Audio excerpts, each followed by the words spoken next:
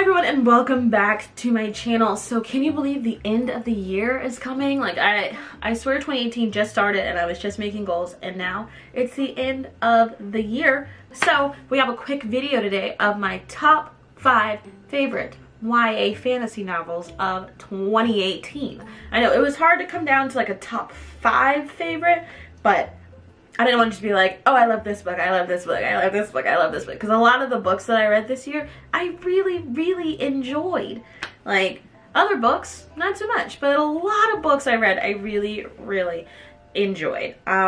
So these books are in no particular order. Some of them I know I haven't reviewed on this channel. But I just wanted to go ahead and put them out there. My favorite YA books of 2018. But before we get started, don't forget to hit that subscribe button and hit that bell notification button so you never miss anything. So, ready? So, I have them written down because or else I'd just interject another book instead of me sticking to my list, or I'll have like thought vomit and then just be like blah blah blah blah blah blah. So, here we go. Number 1, like I said, no particular order. I mean, these might be in order of finish just because I was going through my Goodreads list, but no, one of these is out of order. Number 1, Three Dark Crowns by Kendari Blake. I really enjoyed Three Dark Crowns. I haven't finished the series because I have like a fear of finishing series. I swear it's like a real fear. And so I haven't finished the series, but I have read the first 2 and I enjoyed both of them. I don't think that I even gave it 5 stars though. I'm pretty sure I gave it 4 stars. But I still really enjoyed it. I liked that the book centered on 3 queens who were all supposed to be the dominant fighter, and basically it wasn't a book that had a man come in and show how strong she is now that she has this man. She's so much stronger than she was before. Nah, all 3 of these women are super strong and have to go out and fight each other and do all this stuff to try and claim just one throne and one crown, but it's not dependent on a man loving them, which is something I really enjoyed about it. 2, Children of Blood and Bone by Tomi Adeyemi. I do have a review up on my channel for this one. It's kind of long because I really enjoyed this book. I still sometimes don't feel like it's gotten enough love. I mean, it's gotten some love. Sometimes I don't feel like it's gotten enough love, but I really enjoyed this book. You know, it follows Zaylee, another strong woman. It follows Zaylee on her journey, not only trying to figure out about herself, but also trying to figure out about her past and how to save the world, basically.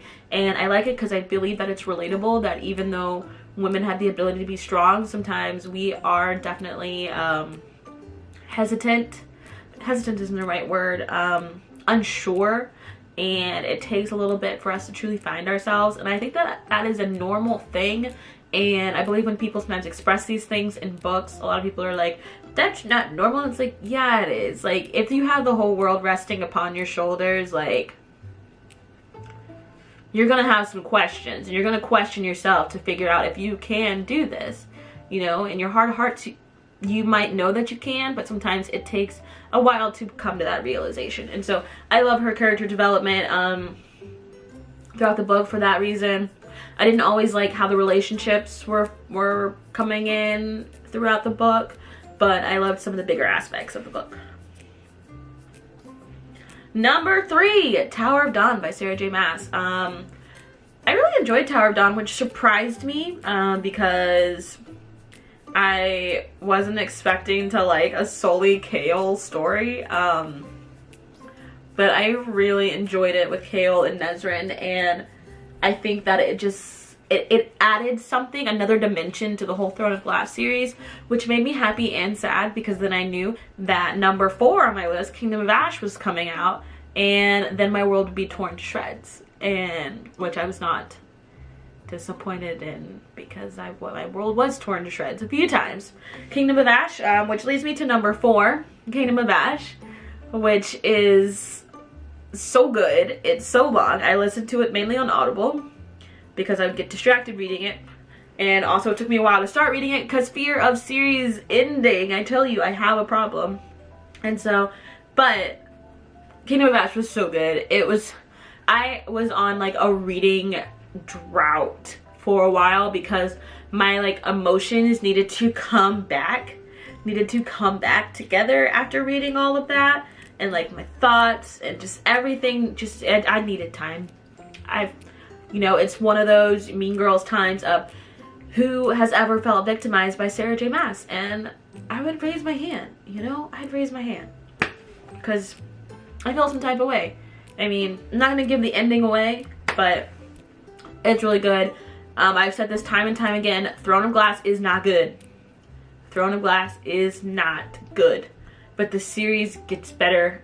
I'm gonna say her writing improves from the first book. She still doesn't have the best writing ever, but then again, I'm not like a hypercritical person of writing. I'm here to read for pleasure and to enjoy the stories, but she does some things that just frustrate me sometimes. Her use of adjectives and so many soliloquies and monologues that you're like, this book could have been 300 pages shorter if you hadn't added that dumb soliloquy to say something that they've already said 5 times. But that's a whole different topic on Sarah J. Maas. And finally, number 5, An Ember in the Ashes by Sabaa Tahir. I really enjoyed it. I think actually it's probably one of my favorites. Like probably one of my top favorites this year. Even though I think I only gave it 4 stars. I gave it 4 stars for certain reasons. Which I hope I mentioned why in my review, because I do have a review up that here on my channel. But I really liked Sabaa Tahir's writing style because I liked that she got to the point. There was no dancing around. The whole story kept moving, kept going. It kept, you know, it kept pushing forward, and it got to the action immediately. But you didn't feel neglected by world building. Like, she built the world around the story. So you were never confused as to where you are, what things looked like, whatever you could imagine. You were never confused by it. It all made sense, which is what I really, really enjoyed about that story. So those are my top 5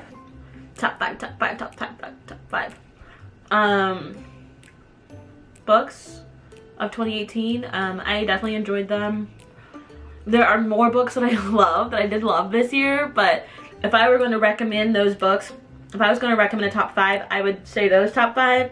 Other than the Sarah J. Maas books, all of those are the first ones in a series, so that is very surprising. A lot of times I don't like first ones in the series, but I have managed to read everybody's second book except for Children of Blood and Bone, because that one hasn't out yet. And then I already told you, Throne of Glass sucks. It's terrible, but you gotta read it to get to the last books. You gotta read it. So it's just one of those, you just gotta grin and bear it. Like, it sucks so bad.